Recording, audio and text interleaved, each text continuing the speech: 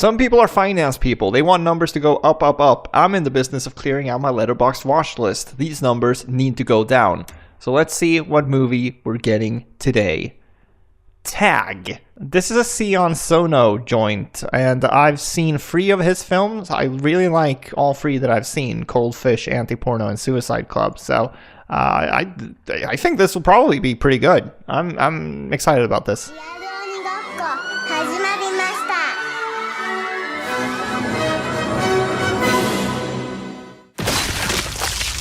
For most of these videos, I try to focus on plot details as little as possible. I could probably pad these videos out with plot summaries, but why would I want to do that when there are so many more interesting things to talk about that don't spoil the movie? Tag is kind of interesting from this perspective because I think piecing together what it has to say is a vital part of the experience, so I wouldn't want to spoil that for you. While I will, of course, talk about certain themes and ideas here, just know that I am omitting a lot. This is by far the craziest movie I've seen so far for this show, and it's also one of my favorites. I've never seen anything quite like this. It's a surrealist action horror comedy hybrid with coming-of-age themes, and the entire movie has a dreamlike quality to it. It's kind of like if one of the main characters from Final Destination had an 85-minute long premonition, and that was the entire movie. There's literally an opening disaster here that happens involving a school bus, and then the disasters just keep on happening. The only survivor and our main character, Mitsuko, moves from the school bus to the school, to a wedding, to a town,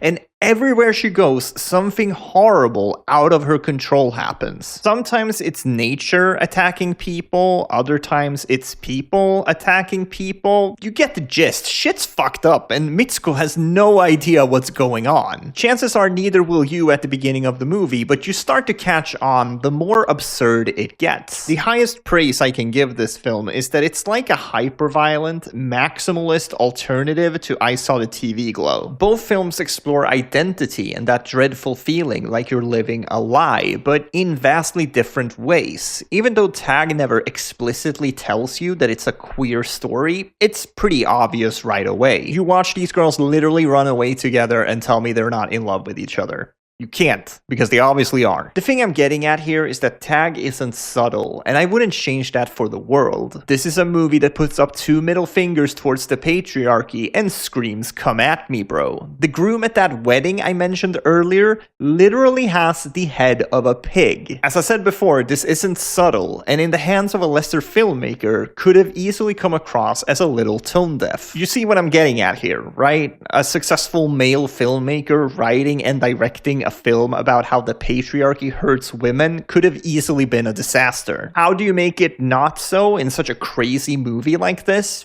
You break the 4th wall, of course, and that's all I'll say about that. I would honestly have to rewatch the film to say if that aspect of it works 100%, but I have to applaud the sheer audacity and self-awareness on display here. This movie is so much smarter than it lets on in the beginning. I know I'm talking about all these big ideas, but you could also just easily enjoy this as a big Japanese grindhouse romp. People get split in half, have their heads blown off, limbs get broken, there's these crazy fight sequences, there's an alligator, the list goes on and on. There's also some pretty horrific body horror in the 3rd act that I somehow didn't see coming. I should have, but I didn't. This movie goes in so many different directions in less than 90 minutes. It's truly inspiring. Lastly, I'll say that this movie is definitely not made for everyone. There's a chance that you go watch this on my recommendation and absolutely hate it. Especially in the 1st act, it feels like certain choices were made to deliberately push some viewers away from the material. The movie is essentially telling you to just let go and trust the process.